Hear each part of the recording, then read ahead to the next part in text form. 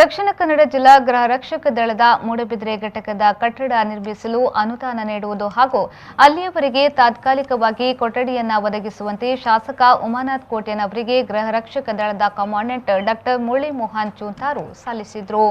ತಹಶೀಲ್ದಾರ್ ಕಚೇರಿ ಹಿಂದುಗಡೆ ಖಾಲಿ ಇರುವ ಸರ್ಕಾರಿ ಕಟ್ಟಡದಲ್ಲಿ ಕೊಠಡಿ ನೀಡುವಂತೆ ಶಾಸಕರು ತಹಶೀಲ್ದಾರ್ಗೆ ಸೂಚಿಸಿದರು. ಕಟ್ಟಡ ನಿರ್ಮಾಣಕ್ಕೆ ಅನುದಾನಕ್ಕೆ ಪ್ರಯತ್ನಿಸುತ್ತೇನೆ ಎಂದು ಭರವಸೆಯನ್ನ ನೀಡಿದರು.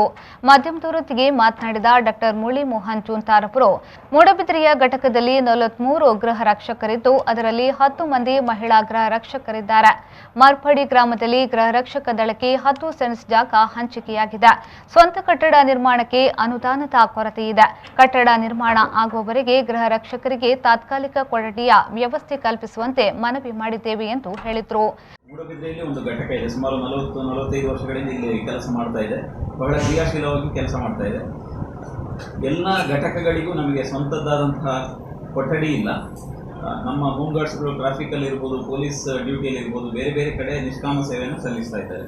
ಈಗ ಇಲ್ಲಿ ನಮಗೆ ಏನು ಅವರಿಗೆ ಯಾವುದೇ ರೀತಿಯ ಕೊಠಡಿಯ ಸೌಲಭ್ಯ ಇಲ್ಲದ ಕಾರಣ ಅವರಿಗೆ ಶಾಲೆಯಲ್ಲಿ ಅವರು ಬಟ್ಟೆ ಬದಲಾಯಿಸುವಂಥ ಕೆಲಸಗಳನ್ನು ಮಾಡುವಂಥದ್ದು, ಡ್ಯೂಟಿಗೆ ಹೋಗುವಾಗ ಅವರು ನಾರ್ಮಲ್ ವಸತಿಯಲ್ಲಿ ಬಂದು ಅಲ್ಲಿ ಬಟ್ಟೆ ಬದಲಾಯಿಸಿಕೊಂಡು ಹೋಗುವಂಥದ್ದು.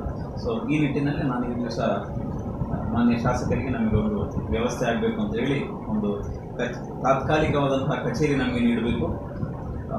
ಅದೇ ರೀತಿ ನಮಗೆ ಮೂಡಬಿದ್ರೆಯಲ್ಲಿ ಅಗ್ನಿಶಾಮಕ ದಳದ ಜಾಗದಲ್ಲಿ ಒಂದು 10 ಸೆನ್ಸ್ ಜಾಗವನ್ನು ಸರ್ಕಾರ ನಮಗೆ ನೀಡಿದೆ.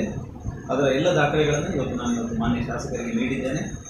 ಅದರ ಭರವಸೆ ನೀಡಿದ್ದಾರೆ. ಆದಷ್ಟು ಬೇಗ ನಮಗೆ ಸಹಾಯ ಮಾಡ್ತಾರೆ, ತಾತ್ಕಾಲಿಕ ಕೊಠಡಿ ನೀಡ್ತೇವೆ ಅಂತ ಹೇಳಿ ತಕ್ಷಣವೇ ಸ್ಪಂದಿಸಿದ್ದಾರೆ ನಮ್ಮ ಮನವಿಗೆ. ತಹಶೀಲ್ದಾರ್ ಪುಟ್ಟರಾಜು, ಮೂಡಬಿದ್ರೆಯ ಘಟಕಾಧಿಕಾರಿ ಪಾಂಡಿರಾಜ್ ಹಾಗೂ ಗೃಹ ರಕ್ಷಕ ದಳದವರು ಉಪಸ್ಥಿತರಿದ್ದರು.